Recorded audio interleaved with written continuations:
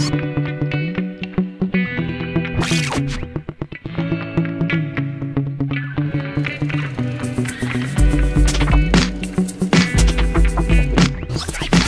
à tous, aujourd'hui on s'attaque à un petit film d'auteur qui a marqué le cinéma, Dragon Ball Evolution. Réalisé par James Wong en 2009, nous avons là le résultat de l'adaptation du manga éponyme d'Akira Toriyama. Bien, sans plus attendre, on va s'attaquer au résumé de ce truc, film. Pour passer directement à l'analyse, vous pouvez cliquer à ce minutage de la vidéo. Et c'est parti. Dragon Ball Evolution nous raconte l'histoire de Goku, jeune homme qui vit en dehors des normes avec son grand-père adoptif Gohan, qui, au passage, l'entraîne aux arts martiaux et à la maîtrise du Ki, l'énergie spirituelle. On apprendra rapidement que le monde fut autrefois au bord de la destruction suite à l'apparition du démon Piccolo et de son fidèle serviteur Ozaru, le singe géant. Et c'est 2000 ans plus tard que le démon réapparaît et souhaite réunir les 7 Dragon Ball afin de se faire exaucer un vœu par le dragon Shenlong. Ainsi, il cherchera la Dragon Ball qui est en possession de Gohan. Mais Goku, l'ayant prise avec lui avant d'aller à la fête de Chi-Chi, la fille qu'il semble tout particulièrement apprécier, Piccolo ne trouve pas la sphère et tue Gohan. Goku souhaite alors se venger et part avec Bulma, une scientifique de la Capsule Corporation, dans une grande quête initiatique afin de retrouver les 7 Dragon Ball avant que Piccolo ne détruise le monde. Lors de l'affrontement final, on apprendra avec surprise que Goku est en fait Ozaru, le singe géant qui avait aidé Piccolo à détruire la Terre. Mais le jeune homme parviendra à se maîtriser et à utiliser cette nouvelle puissance qui est en lui pour vaincre Piccolo et ramener la paix sur Terre. Bien, alors que peut-on analyser de ce film? Eh ben, il ne m'a pas fallu longtemps pour me rendre compte que James Wong, le réalisateur, avait effectivement placé un message dans son œuvre, et je suis vraiment étonné que personne n'en ait parlé jusqu'à présent. Ainsi, je vous présente aujourd'hui en exclusivité le véritable message de ce film. Dragon Ball Evolution est un film anti-véganisme. Effectivement, en observant juste les quelques premières minutes du film, on se rend compte que le message prédomine tout le long du long métrage. Au tout début, on assiste à une séance d'entraînement entre Goku et son grand-père. Et que se passe-t-il à la fin? Goku se fait projeter dans ses légumes qu'il fracasse avec sa tête. Et ce légume ne vous rappelle rien? Regardez mieux. Eh oui, le visage du démon Piccolo. Et c'est là qu'on se rend compte de quelque chose. Tous les habitants de ce monde ne semblent se nourrir que de légumes, de fruits et de verdure de manière générale. En bref, ils sont tous véganes. Sauf 2 personnes, Goku et Gohan.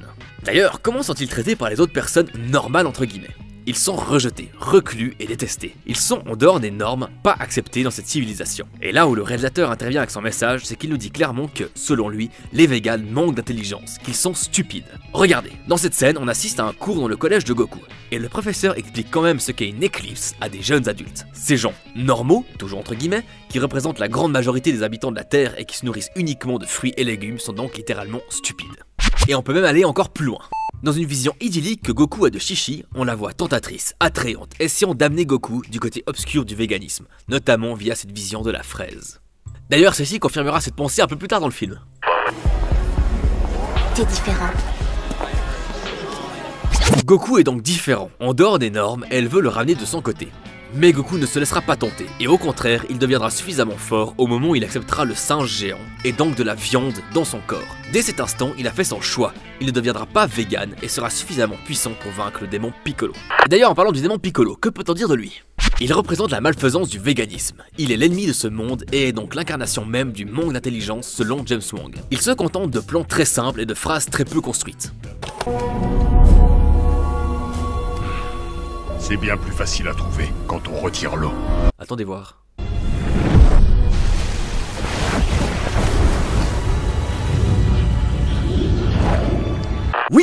Oui, c'est ça! James Wong essaie de nous prévenir! Toutes ces séquences où l'eau est filmée au ralenti, avec une grande majestuosité. C'est ça, James Wong nous avertit. L'eau est précieuse et les ennemis veulent nous la prendre. Il a découvert le plan secret des véganes. Ceux-ci veulent extraire toute l'eau de la terre afin que les non-véganes n'y aient plus accès. Et grâce à toute cette eau, ils pourront cultiver de vastes champs de fruits et légumes dans d'immenses serres, et la terre sera alors à la merci des véganes! Mais heureusement, James Wong nous adresse quand même un message d'espoir grâce à Goku. Si nous sommes suffisamment forts, nous pourrons nous défendre. Si nous mangeons suffisamment de protéines animales, nous vaincrons ce fléau. Mais ce combat sera sans fin, comme le démontre la scène post-générique dans laquelle on voit une végane sauver le démon Piccolo, alors que celui-ci est entouré de fruits et légumes. Bien, j'espère que ce petit épisode de Filmopsie vous aura plu. Et si vous aussi vous voyez des symboles là où il n'y en a pas, n'hésitez pas à le dire dans les commentaires. A tout bientôt!